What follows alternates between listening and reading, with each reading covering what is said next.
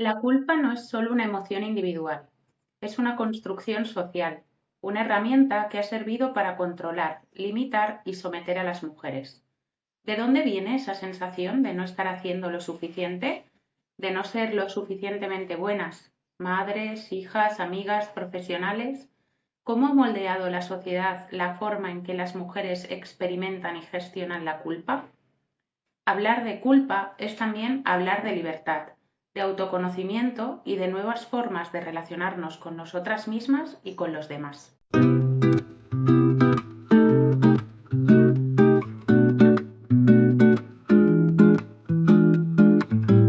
Hola queridas oyentas y bienvenidas una vez más al podcast de las literatas. Para las que todavía no nos conozcáis, yo soy Sadie y llevo la cuenta de Instagram literatur.com y la cuenta de YouTube de Literatura Secas. Y yo soy Marta y llevo la cuenta en Instagram y en YouTube de Antigona Lectora. Y bueno, como ya habréis deducido por nuestra entradilla, hoy vamos a abrir un melón enorme que, bueno, no sé si se puede considerar melón porque no es algo que ocurra bajo la superficie ni esté particularmente oculto, pero sí creo que está mucho más presente de lo que nos gustaría reconocer en nuestras vidas todavía a día de hoy, ¿no? Que es el gran tema de la culpa y sobre todo cómo esta se ha usado pues como herramienta de control social, especialmente de control social sobre las mujeres, ¿no? Sí, yo he preparado un tema que, bueno, me gustaría hablar como de un periodo bastante oscuro de la historia de España, que es la dictadura franquista y la influencia de una institución que marcó como la vida de miles de mujeres, ¿no? Que es el Patronato de la Mujer. Entonces, antes de empezar a hablar sobre esta institución, me gustaría hacer como una breve introducción de qué es la culpa, ¿no? Y el origen y la función social que tiene esta emoción en nuestras vidas, ¿no? Porque la culpa en su origen, o sea, al igual que todas las emociones, tiene una función adaptativa, ¿no? Nos sirve como pues a reconocer errores, ¿no? Y reparar el daño que ocasionamos a los demás para poder convivir en sociedad. Pero cuando la culpa se convierte en un estado permanente, ¿no? En una condena interna, deja de ser útil y se transforma en un arma de control. En el caso de las mujeres, la culpa se ha patologizado y se ha convertido en un mecanismo de vigilancia y de autocensura. No se trata solo como de sentir culpa por acciones concretas, sino de cargar con una culpa difusa por no cumplir un ideal imposible, ¿no? Que es el de la mujer perfecta. ¿Cómo se ha construido esto dentro de la institución patriarcal? Bueno, pues el patriarcado ha utilizado la culpa para mantener a las mujeres en un estado de sumisión y autoexigencia constante. Desde pequeñas, las niñas aprendemos que debemos ser buenas, obedientes, sacrificadas, ¿no? Se nos enseña que nuestro valor está en complacer, en cuidar y en anteponer las necesidades ajenas de las propias. La culpa es el principal mecanismo de control de las mujeres dentro de la institución patriarcal. Y es que la culpa no solo limita la libertad, sino que mina la autoestima y la capacidad de decidir. ¿Cuántas veces, no, hemos escuchado o dicho frases como no soy suficiente, debería haber hecho más, no debería, no puedo decir que no? Estas frases no surgen de la nada, sino que son el resultado de siglos de educación patriarcal, de una cultura que nos exige a las mujeres la perfección y que nos castiga con la culpa cuando no la alcanzamos. Dentro de esta institución, pues tiene que haber una serie de herramientas o ideologías, ¿no? Que perpetúen constantemente esa sensación de no ser suficientemente buenas, ¿no? Que serían los factores socioculturales y religiosos, porque, bueno, pues la religión, amigas, ha jugado un papel fundamental en la construcción de la culpa de las mujeres. En la tradición judeocristiana, la mujer es vista como portadora del pecado original. Eva, la primera mujer, es la que desobedece y arrastra a la humanidad al castigo. Desde ahí, la mujer es sospechosa, tentadora y peligrosa. La educación religiosa refuerza la idea de que la mujer debe ser pura, sacrificada, sumisa, y si se desvía de ese camino merece castigo y sobre todo debe sentir culpa. no solo por lo que hace, sino por lo que piensa, por lo que desea y también por su propio cuerpo. En la familia, ¿no? Este aprendizaje se refuerza pues como frases del tipo no hagas enfadar a papá, sé una buena niña, no hables tan alto, no te vistas así. Dentro de la culpa, pues dijéramos que la culpa sexual es especialmente potente. El deseo femenino ha sido históricamente reprimido y castigado, y la mujer que expresa su deseo, que toma la iniciativa, ¿no? Que disfruta de su sexualidad, es rápidamente señalada y culpabilizada. Entonces, ¿qué ocurrió durante la dictadura franquista? Bueno, pues esto es importante como para comprender el peso de la culpa en la vida de las mujeres españolas, ¿no? Es fundamental que nos detengamos en esta institución, que fue una de las instituciones más crueles y desconocidas de la dictadura, porque bueno, a día de hoy hay mucha gente que todavía no conoce qué es el Patronato de Protección a la Mujer, y esta institución, originalmente conocida como Patronato Real para la Represión de la Trata de Blancas, fue creada en 1902. En origen fue un organismo bajo la protección de la corona y presidido por la reina María Cristina de Habsburgo-Lorena, que tenía como objetivo organizar la lucha contra la trata de personas, principalmente de mujeres. Pero la institución fue modificada sustancialmente y adquirió su forma y poder más represivo en 1941 durante la dictadura de Francisco Franco, por lo menos sobre papel. Intentando centrarse, o sea, ellos decían que esta institución servía, ¿no?, para controlar y eliminar el ejercicio de la prostitución clandestina de menores de edad, aunque en realidad lo que realmente hizo es que se centró en el internamiento de adolescentes que no comulgaban con la moral del régimen, y fue un elemento destacado de la represión franquista contra las mujeres y de control de la sexualidad. Si bien se mantuvo activo hasta final de la transición, ¿no?, dijéramos que los años como más crudos fueron durante toda la dictadura, aunque claro, o sea, yo alucino que hasta finales de, es que no sé si era el 85, esta institución siguió vigente. Fue presidido honoríficamente por Carmen Polo, ¿no?, la esposa de Francisco Franco, y fue gestionado por mujeres de la alta sociedad y de órdenes religiosas. El patronato pasó de combatir la trata de blancas a convertirse en un aparato central de control social y moral sobre las mujeres. Su misión, en teoría, era redimir y proteger a las mujeres en riesgo moral, ¿no?, que esto, bueno, también habría que darle una vuelta, y en la práctica fue una herramienta para reprimir cualquier desviación del modelo de mujer impuesto por el nacionalcatolicismo, la mujer sumisa, pura, madre y esposa abnegada. ¿Quiénes eran las mujeres que internaban en esta institución? Bueno, pues podían acabar desde madres solteras, que eran consideradas como una amenaza para la moral pública, jóvenes díscolas, rebeldes o simplemente víctimas de denuncias de familiares, huérfanas, niñas pobres, víctimas de abuso o abandono, mujeres sospechosas de ser homosexuales, prostitutas o de conductas impropias. No hacía falta cometer un delito, o sea, bastaba con no encajar en el modelo de feminidad franquista o ser señalada por tu entorno. Es decir, que si tu vecino Pepe pues creía que tú estabas de picos pardos, pues te denunciaba y te llevaban a este internado, que había pues distintas instituciones por toda España. ¿Cómo funcionaban estos centros? Pues bueno, las mujeres y niñas eran internadas en centros gestionados por órdenes religiosas, como las oblatas, las adoratrices o las hijas de la caridad, y allí vivían bajo una disciplina férrea con normas estrictas, castigos físicos y psicológicos, trabajos forzados y una vigilancia constante. Se les imponía el silencio, la obediencia y la penitencia. Muchas sufrían humillaciones públicas, golpes, privación de alimento y aislamiento. Se las obligaba a rezar, a confesar sus pecados y a pedir perdón reiteradamente, reforzando la culpa como parte de su identidad. En los casos de madres solteras, bueno, pues a estas mamás se las separaba de sus hijos al nacer, y muchos de estos bebés fueron entregados en adopción sin el consentimiento materno, en lo que hoy se conoce como el escándalo de los niños robados. y cómo de algún modo interseccionaba pues el discurso de la culpa dentro de esta institución. Pues bueno, es que el patronato en sí mismo como institución funcionaba como una máquina de fabricación de culpa. El mensaje era claro, si estabas allí era porque, bueno, pues porque habías fallado, porque eras una vergüenza para tu familia y para la patria y porque necesitabas ser reeducada, ¿no?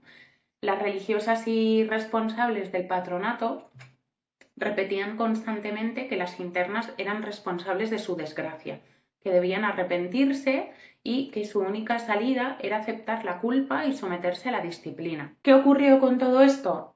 Bueno, pues que esta institución no solo castigó físicamente a miles de mujeres, sino que dejó una herida psicológica profunda. Muchas de sus víctimas arrastraron durante décadas una culpa paralizante, ¿no? Vergüenza, miedo a rebelarse y una sensación de indignidad que marcó su vida adulta.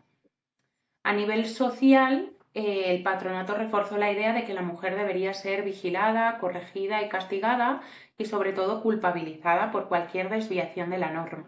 Incluso tras su cierre, en 1985, el legado de la culpa y control siguió presente en la cultura y en las familias, ¿no? Es importante destacar que, o sea, las consecuencias psicológicas y sociales que tiene la culpa como, bueno, una emoción patologizada, ¿no? Porque la culpa patológica mina la autoestima, genera ansiedad, depresión, dificultades para poner límites y para tomar decisiones, ¿no? Y las mujeres que han crecido bajo el peso de la culpa, que son pues toda una generación de mujeres y de nuestras antecesoras, tienden como a autoexigirse, a priorizar siempre a los demás, a sentirse responsables de todo lo que les ocurre, ¿no? A su alrededor. A nivel social, la culpa es un obstáculo para el empoderamiento femenino. Una mujer que vive atrapada en la culpa difícilmente puede ser libre, ¿no? Puede ser autónoma o creativa porque la culpa limita los sueños, los deseos, la capacidad de rebelarse y de construir una vida propia. ¿Qué ocurre hoy en día? Pues bueno, pues que aunque el patronato no existe, ¿no? La cultura de la culpa sigue presente. Hoy las mujeres seguimos sintiendo culpa por no llegar a todo, por no ser la madre perfecta, la profesional exitosa, la pareja ideal, la amiga incondicional y la presión de las redes sociales, ¿no? Los mensajes contradictorios sobre lo que significa ser mujer refuerzan esa culpa. Para esto, pues el feminismo ha sido clave, ¿no? Para visibilizar y cuestionar la culpa. Y bueno, si os interesa saber un poco más acerca de la institución del patriarcado, de lo que hizo y demás, me gustaría hablar de dos libritos. Uno de ellos se llama Indignas hijas de su patria, crónicas del patronato de protección de la mujer en el País Valencià, que es de Marta García Carbonell y Marta Palau, que son dos periodistas que, bueno, pues hablan sobre cómo esta institución perpetuó todo esto dentro de la comunidad valenciana, ¿no? Y el otro librito se llama Las desterradas hijas de Eva de Consuelo García del Cid, que Consuelo García del Cid fue una de las víctimas de esta institución, ¿no? A ella, bueno, pues no sé, ahora no recuerdo muy bien cuál fue el motivo, pero ella era de Barcelona, de una familia de bien, y de repente pues apareció una noche en una institución de Madrid que la habían traído aquí, no sabía muy bien por qué, y ella pues como durante toda su instancia y durante toda esa violencia, porque luego había, si tú te comportabas como mal, ¿no? Te llevaban a instituciones que todavía eran peores, ¿no? Entonces la llevaron a otra de estas instituciones peores y le prometió a sus amigas, que las que conoció allí dentro, que ella algún día escribiría sobre esto. Y o sea, el libro de las hijas, las desterradas hijas de Eva, es un poco como el cumplimiento de esa promesa, ¿no? También hay un documental muy interesante que sale Consuelo García del Cid hablando sobre todo esto en Radio Televisión Española que se llama El Patronato. Y bueno, pues esto sería un poco lo que yo quería traer hasta aquí, porque creo que nosotras somos herederas, ¿no? De esa culpa y que es importante visibilizar una institución que a día de hoy pues sigue siendo muy desconocida para la mayor parte de la población. Bueno, súper interesante lo del patronato. Yo desde la primera vez que me hablaste de ello me pareció, o sea, me pareció brutal y a la vez no me sorprendió para nada, Pero yo también, hasta que tú me lo contaste, yo lo desconocía y creo que es un capítulo de la historia que convendría ir refrescando, sobre todo por lo que dices, ¿no? Porque es que somos herederas de todo eso. O sea, has mencionado como ejemplos, pues, esta culpa, ¿no? Tan moderna de no llegar a todo y el compararte constantemente con esas vidas perfectas que ves en Instagram y pensar, ¿por qué mi cocina no está así de limpia o por qué yo no hago estas galletas tan guays? Pero según hablabas, yo también pensaba en todas esas creencias en el terreno de lo sexual, ¿no? De lo que es ser una buena mujer, que todavía, ¿no? Son herencia también de esto. Toda esta idea de la víctima perfecta, esta práctica tan absolutamente asquerosa que es el body count, ¿sabes? Del dime con cuántos, que es como, ¿y a usted qué coño le importa? Hostia, es que es una herencia muy directa de todas estas herramientas de control, despojadas un poco quizá del discurso de moralina cristiana, pero que vienen de lo mismo, ¿no? De este mismo dispositivo. Entonces, ostras, tenerlo presente, saber de dónde viene para desmontarlo es importante. Sí, sobre todo también, ¿no? Porque creo que, o sea, durante muchos años también hemos estado como luchando, ¿no? O sea, o peleándonos con nuestras propias madres porque nosotras igual no tenemos ya una moral tan inculcada, ¿no? Hemos tenido como más libertad de la que tuvieron nuestras madres y nuestras abuelas y nos parecía como un poco arcaico, controlador, ¿no? Determinados discursos que ellas perpetuaban y creo que es importante también entender, como para poder reconciliarnos un poco con todo esto, ¿no? De que ellas fueron víctimas muy directas de una moral que, bueno, y de una dictadura que ejerció aquí durante 40 años y que, o sea, machacó constantemente a las mujeres sobre cómo deberían ser y cómo deberían comportarse. Totalmente. Sí, sí. Pues hablando de moral judeocristiana, el tema que os traigo yo hoy va precisamente de esto, ¿no? Entonces, yo quiero empezar hablando de lo que es la culpa en el cristianismo, que al final es el germen de todo esto de lo que estamos hablando, ¿no? Esto de estos dispositivos de control o estas instituciones que generaban culpa a las mujeres, para que eso ocurriese tenía que existir el concepto de culpa antes, ¿no? Entonces, en el cristianismo, la culpa básicamente se considera la consecuencia natural del pecado. Entonces, es un sentimiento de responsabilidad y sobre todo remordimiento que se alimenta con el recuerdo de una acción, omisión o pensamiento que está fuera de la voluntad de Dios o de lo que nos han enseñado que es la voluntad de Dios. Entonces, en ese sentido, para la religión, la culpa es algo totalmente imprescindible porque es lo que nos lleva a ser obedientes, ¿vale?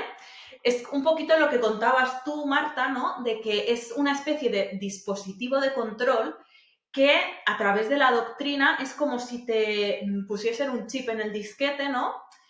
Que nos autorregula, ¿no? Nos convierte en hornos con autolimpieza porque la culpa es eso que desde dentro nos hace clic y nos obliga a mantenernos en el que nos han enseñado que es el camino correcto. Entonces, en gran medida, ¿no? La culpa es una emoción bastante irracional porque se sustenta y nace del miedo, ¿no? Está alimentado por el miedo en los orígenes, pues, judeocristianos, pues el miedo a Dios, a la condenación eterna, al infierno, etcétera. Luego ese miedo ha ido evolucionando, ¿no? Y luego puede ser un miedo, pues, al juicio social, a la caída en desgracia victoriana, etcétera. Pero al final, o sea, le cambias como la careta al miedo, pero el mensaje es el mismo, ¿no? Es como lo que te protege de la desgracia, de caer. Llegados a este punto, creo que es súper importante que hagamos una distinción entre la culpa y la responsabilidad, que puede parecer que son lo mismo, pero no. A pesar de lo que os hayan dicho los curas, la culpa no te ayuda a crecer ni a mejorar como persona. Marta lo ha explicado súper bien, ¿no? O sea, la culpa es algo que debilita, que bloquea, que te anula la agencia y lo que hace es torturarte y provocarte como una necesidad de expiación. El hecho de hablar de culpa y de culpables implica una valoración negativa, tiene connotaciones negativas el ser culpable de algo. se centra totalmente en el pasado, ¿no? Como decía, pues es una emoción que surge del recuerdo de haber hecho algo o haber pensado algo que está mal. Y estás como todo el rato con el tucutú, tucutú, tucutú, pensando en eso que has hecho.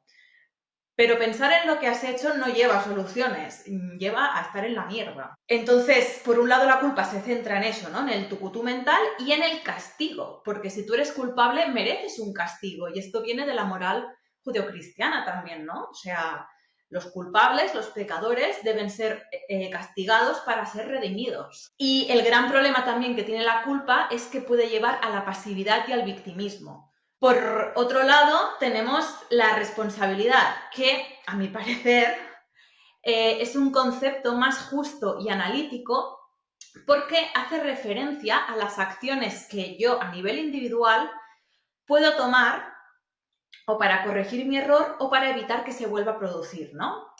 Entonces, a diferencia de la culpa, es un sentimiento que se centra en la reparación. Es algo proactivo, ¿no? De, bueno, ha pasado esto, he hecho esto, ¿qué hago para solucionarlo?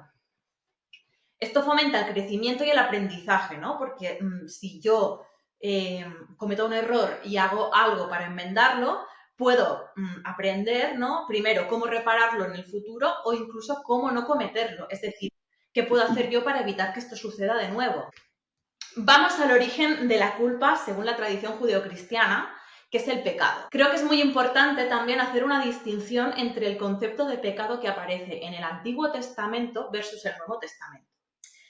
El Antiguo Testamento, que en algunas cosas me parece una peligore, pero es interesante porque en él no existe un pecado genérico, sino que existen acciones concretas y objetivas, ¿no? No ni pensamiento ni movidas, es en plan de no matarás, no cometerás adulterio. Pues tú no matas a nadie, no te zumbas a la mujer del vecino y ya está, todos contentos. O sea, es un concepto del pecado que se centra más en la responsabilidad que en la culpa, de, bueno, pues no hagas estas cosas que están mal, depende de ti no hacerlas.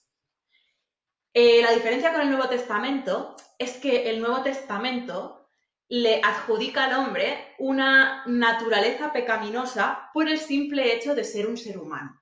Y esto viene, como contaba Marta, ¿no? Pues de Eva y el pecado original y toda esta movida. También por esto siempre se ha como concebido desde la moralina cristiana que las mujeres son más pecaminosas que los hombres. Entonces, según esta concepción de pecado, como ya nacemos marcados por este pecado heredado, esta culpa heredada, el mundo es un mero purgatorio en el que tú tienes que intentar hacerlo lo mejor que puedas porque tú ya naces lleno de culpa. Entonces, esta concepción del hombre, ¿no? Como ser que está en constante lucha contra sus instintos y contra su propia naturaleza pecaminosa, por un lado le carga con una enorme responsabilidad porque es como que tú tienes que estar constantemente demostrando que tú estás por encima de esa naturaleza que te están adjudicando y a la vez te exime de responsabilidad porque si pecas y la cagas, sentirás mucha culpa, que es lo que quiere el cristianismo, pero a la vez tienes como esa excusa de,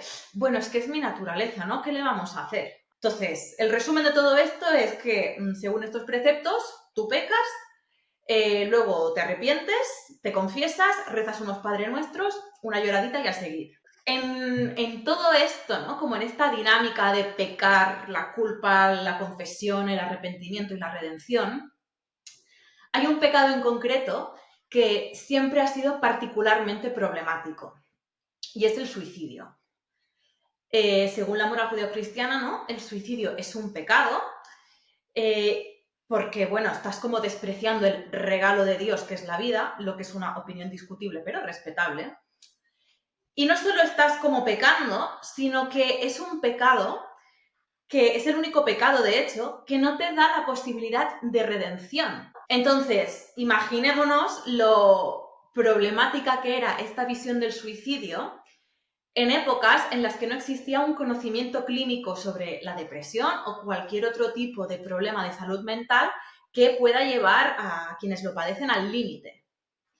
Entonces, yo hoy quería hablaros de una película que se estrenó en el año 2024 que se llama El baño del diablo. Esta película está escrita y dirigida por Verónica Franz y Severin Fiala y se trata de un drama de terror social histórico que cuenta la historia de Agnes, una mujer infelizmente casada que, bueno, pues a raíz de varias cosas que le van ocurriendo en su vida, se va sumiendo en una depresión. Y a eso hace referencia el título de la película, ¿no? En la Europa de la Edad Moderna, el baño del diablo era el nombre que le daban a este estado de melancolía extrema y como de desidia por la vida y de, bueno, desdén por la propia vida, que en esa época, pues como no se tenía ni idea de lo que era la salud mental, se atribuía a una especie de posesión demoníaca, ¿no? Como si el diablo te tuviese ahí atrapado, que bueno, creo que a nivel metafórico explica bastante bien lo que es estar deprimido, aunque no ayudas a una mierda. Entonces, estamos en esta situación, ¿no? Que no tienes ni comprensión ni ayuda, no hay recuperación posible porque no hay terapia, no tienes ningún tipo de apoyo emocional por parte de tu entorno, todo lo que te ocurre es tu culpa, etcétera, etcétera. Y tampoco tienes la opción del suicidio. O sea, la tienes, pero es condenarte a la condenación, valga la redundancia, eterna. En la película esto se retrata muy bien, ¿no? Como Agnes pues se casa con un hombre de un pueblo vecino y, bueno, tiene que entrar en una comunidad donde no conoce a nadie. Su matrimonio, que parecía, bueno, pues que se casaba con un buen hombre, no es que sea mala persona, pero en la película se insinúa, ¿no? Que este hombre es realmente homosexual y que se ha casado con ella en plan tapadera, ¿no? Y claro, esta mujer se ve en un matrimonio en el que no ocurre lo que tendría que ocurrir. Ella, evidentemente, no se queda embarazada cuando ser madre es lo que ella más desea y también es lo que todo el mundo espera de ella. Entonces aquí se solapan como la insatisfacción personal y como todo este juicio social de su alrededor de, bueno, y esta señora, ¿por qué no está haciendo lo único que tiene que hacer en esta vida, que es parir? Y bueno, esta mujer pues evidentemente se sume en una depresión de la hostia y nosotros lo vamos viendo y tú, claro, como espectador moderno, reconoces todos los síntomas, ¿no? Ella deja de comer, no se puede levantar de la cama, descuida su higiene personal, deja prácticamente de hablar, de comunicarse, de reaccionar a su entorno, etcétera, etcétera. Llega un punto que el marido la coge, se la carga al hombro y se la devuelve a sus padres como quien devuelve una tostadora en garantía a Amazon. Y bueno, esta era la situación de tantas y tantas personas que en esa época pues no estaban bien. Pero si hoy quería hablaros de esta película, no es por este crudísimo retrato que hace del tratamiento de la salud mental en una época supuestamente ilustrada, pero que realmente pues todavía tenía mucho de bárbara, ¿no? Esto nos daría para otro podcast. Hoy no es el tema que estamos hablando aquí, lo que quiero, o sea, por lo que quiero traer esta película es porque la historia está basada en alguno de los casos reales que la historiadora Kathy Stewart recopiló en su libro Suicide by Proxy in Early Modern Germany, que en castellano se traduciría como Suicidio indirecto en la Alemania de principios de la Edad Moderna, crimen, pecado y salvación. Entonces, este estudio describe una práctica olvidada, pero muy extendida entre los siglos XVII y XIX, que se conocía, la autora la llama suicide by proxy, que sería algo así como suicidio indirecto o suicidio como dando un rodeo. Entonces, como os comentaba antes, el suicidio era el único pecado realmente imperdonable en los estados confesionales, porque tú no te podías confesar si ya te habías muerto, entonces no te podían perdonar. Es por eso que muchas personas recurrían a un método de desvivimiento indirecto. En vez de quitarse la vida ellos mismos, decidían cometer un crimen cuyo castigo fuese la pena de muerte. Entonces, ellos, en el impasse de estar en la cárcel esperando a ser ejecutados, les venía el cura, ¿no? Se arrepentían, obtenían el perdón divino y se podían morir tranquilamente sabiendo que sus almas estaban a salvo. Lo curioso y triste del asunto es que la gran mayoría de las personas que recurrían a este método eran mujeres. Y el crimen que muchas elegían cometer era el infanticidio. Muchas veces el de sus propios hijos. Y bueno, si bien esta imagen nos remite un poco al arquetipo este de bruja y a las muchas leyendas negras que existen en torno a su figura y que en la época se asociaban, ¿no?, a estas mujeres que se salían de la norma, la realidad es que las mujeres que decidían tomar esta vía para suicidarse indirectamente lo hacían porque creían que al escoger a un niño como víctima, que por definición no es una víctima inocente, o sea, ¿qué pecado puede haber cometido un niño pequeño? Se aseguraban de que esta víctima ascendería directamente al cielo y entonces pues era como un crimen en el que todos salíamos ganando, ¿no? Le librabas a este niño del cruel mundo, se iba directo con su creador y tú te podías morir tranquila con el perdón divino. Entonces era como un win-win bastante tétrico. Según Stuart, el hecho de que esta práctica fuese esencialmente femenina se debe al hecho de que eran las mujeres quienes recibían la mayor presión en las tácticas modernas de disciplinamiento social. Recordemos que estamos en una época en la que la religión es la ley y se usa como un elemento de control de la población. Esto está ocurriendo paralelamente con la Inquisición y la quema de brujas en Europa. Y bueno, no hace falta que os explique hacia quién se dirige la mayor parte de la atención de estos preceptos. Pues a las mujeres, a lo que hacen las mujeres, a cómo se comportan las mujeres, al pecado original, que es cosa de mujeres, etcétera. Y esto la película lo refleja perfectamente cuando muestra cómo cuando Agnes pues no logra quedarse embarazada, no logra ser madre, tampoco logra adaptarse bien, ¿no?, a la comunidad del pueblo que la acoge. Nadie señala en ningún momento a su marido. Si acaso le dicen algo es que le tiene que pegar una tunda pues para ponerla en vereda.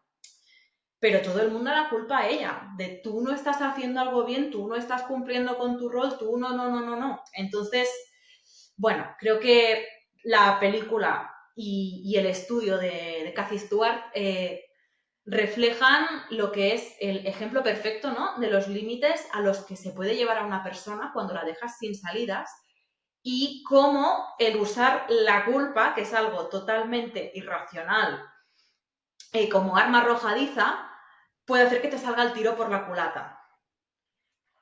Y hasta aquí mi ponencia de hoy. Tía, muy guay porque la verdad es que yo vi la peli porque sabía que ibas a hablar de ella en este episodio y dije, bueno, quiero verla como para saber un poco cómo va hilando todo esto. Y a mí una de las cosas que me gustó mucho de la peli fue precisamente que al principio incluso el espectador, ¿no?, está un poco desconcertado porque no sabes muy bien qué ocurre, ¿no? No te dejan todo mascado, sino tienes que ir tú como hilando cabos de lo que le va ocurriendo a ella y por qué decide tomar determinadas acciones, ¿no? Y creo que eso está, o sea, muy bien hecho dentro de la película. Bueno, totalmente. Es que la película te pone en situación de una manera que tú misma, ¿no?, eres una ciudadana más de la época. Y no entiendes qué está pasando, no entiendes qué le pasa a ella, luego vas atando cabos. Pero creo que hace muy buen ejercicio al relatar lo que era, al no ponerte en contexto. Normalmente cuando son películas históricas, pues tienes como los letreritos al inicio de en tal año, en tal época pasaba esto. Aquí en esta película te lo pone al final, como para contextualizártelo, pero tú entras completamente en bragas. Y esto es muy guay porque, ostras, te genera unas emociones mucho más fuertes que si tú, o sea, lo siento para las oyentas porque les hemos destripado un poco la película, pero si tú entras a la película con la sinopsis y un poco a ciegas, te genera unas emociones y un malestar que son, ostras, hacen muy bien su trabajo, creo. Sí, o sea, además como que tú, claro, esta incomprensión, ¿no?, es un poco la que tendrían todas las personas de alrededor de esta persona, ¿no? Y entonces es como, o sea, ¿qué le pasa, no? ¿Qué le ocurre? No entiendo nada. Y luego poco a poco lo vas atando. Y creo que refleja muy bien esto, ¿no? O sea, cómo la culpa y cómo el tema de la religión y todo el tema de tienes que hacer caso a Dios porque Dios es la ley y no hay otro modo de vida, ¿no? Influye tan directamente dentro de la vida de las mujeres, ¿no? Ujú. Y creo algo también muy importante de lo que has mencionado, que además es algo que se intenta como llevar a terapia con las personas que tienen como esa culpa tan patológica, el tema de la diferencia entre responsabilidad y culpa, ¿no? Ujú. Que creo que es importante que, pues, que nos quedemos con eso y que intentemos trabajarlo también nosotras. Totalmente. No, y al final esto es un ejercicio que es muy importante. Como tú dices, es algo que en terapia se trabaja muchísimo y creo sobre todo que si vas a terapia siendo mujer, que es mi responsabilidad o que puedo controlar, que depende de mí y que no. Y sentirte mal por todo eso que no depende de ti o que tú no puedes controlar, es esa culpa gratuita con la que te cargan, pero que tú no tendrías que estar sobrellevando, ¿no? Porque no, es el ámbito de lo que no te pertenece, de bueno, ¿y yo qué quieres que le haga? Sí, total. Así que bueno, pues queridas oyentas, esto sería lo que hemos querido traeros hoy aquí. Me gustaría, antes de preguntarte qué es lo que estás leyendo, hacer un breve recordatorio para las personas que nos están escuchando de que vamos a tener un picnic literario a finales del mes de mayo, porque es la Feria del Libro en Madrid. Sadie va a venir aquí a Madrid y vamos a estar juntas. Entonces vamos a organizar este evento que bueno, estamos anunciando en redes, también a través de Telegram. Todos los enlaces pues los podéis encontrar en el Instagram del podcast de las literatas.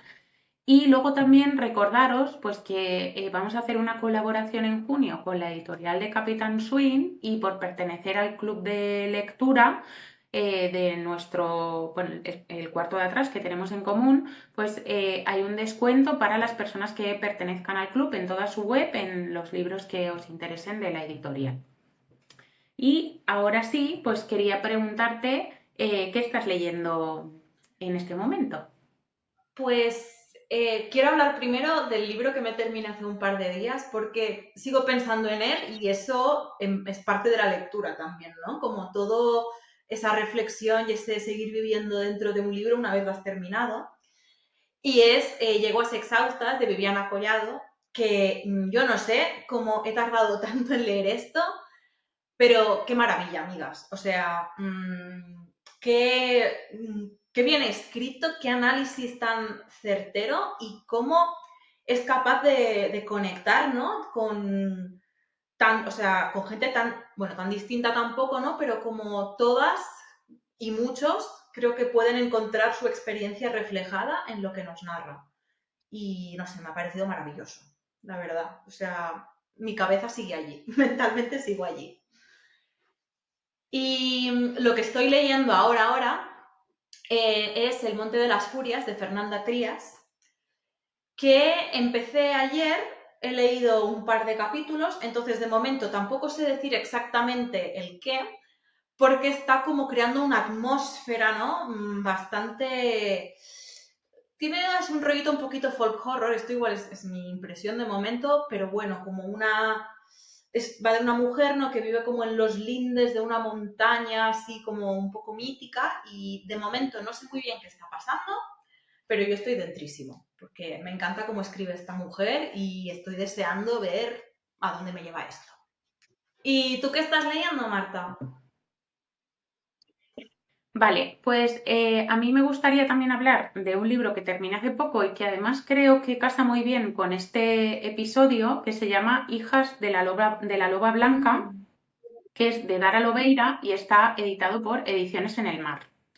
Este es un libro que es difícil de ambientar a nivel histórico y también como de una localización exacta, porque no lo dice en ningún momento, ¿no? Pero a mí me daba un poco vibes así Inquisición, ¿vale? No sé si es esa época o no, pero yo tenía la sensación de que estábamos en esa época. Y esto, bueno, es un libro sumamente metafórico, con un montón de simbolismo y muy lírico, ¿no? Entonces ella nos cuenta, como dijéramos, ese paso de la infancia hacia la adolescencia, ¿no? De una niña de 12 años, de cuando le viene su primera regla, ¿no? Ella pertenece a una familia, bueno, donde su padre es el pastor del pueblo Y claro, pues está muy influenciada, ¿no? Por la religión, por esa moral y por esa obediencia al padre, ¿no? Ellos deben comportarse porque son los hijos del pastor. Y habla un poco, va entrelazando todo esto, ¿no? Con la relación que ella tiene con la naturaleza y cómo la naturaleza le despierta, ¿no? Ese lado salvaje y esa parte rebelde en la que, pues en un determinado momento decide rebelarse contra la figura paterna, ¿no? Ha sido, o sea, un libro que me ha fascinado, me parece que está súper bien escrito y como a mí me gusta mucho todo este tipo de libros en los que lo metafórico y lo simbólico están muy presentes, pues me ha fascinado. Y ahora lo que estoy leyendo es un librito que se llama Las pequeñas virtudes de Natalia Ginsburg, que son como diferentes textos, no diría que son ensayo, ¿no? Pero en los que ella va reflexionando sobre situaciones cotidianas suyas, ¿no? Personales, y los termina hilando con reflexiones universales, pues como puede ser el duelo, la pérdida, ¿no? La guerra. Muy interesante, la verdad, me están gustando. Bueno, yo el de Los hijos de la loba blanca Sí, lo tengo apuntadísimo porque te he estado viendo subir fragmentos y ha sido como, vaya pinta. sí, es que tiene muy buena pinta, la verdad, así que, o sea, vamos, a mí me ha fascinado. Y bueno, pues nada, pues esto sería todo por hoy. Recordaros que podéis seguirnos en nuestras redes sociales personales y también del podcast, que allí tenéis todos los enlaces al club de lectura y lugares donde nos podéis encontrar. También tenéis acceso a la newsletter que tenemos activa. Y nada, pues que nos escuchamos en el siguiente episodio y que sobre todo, sobre todo, sobre todo, leáis mujeres.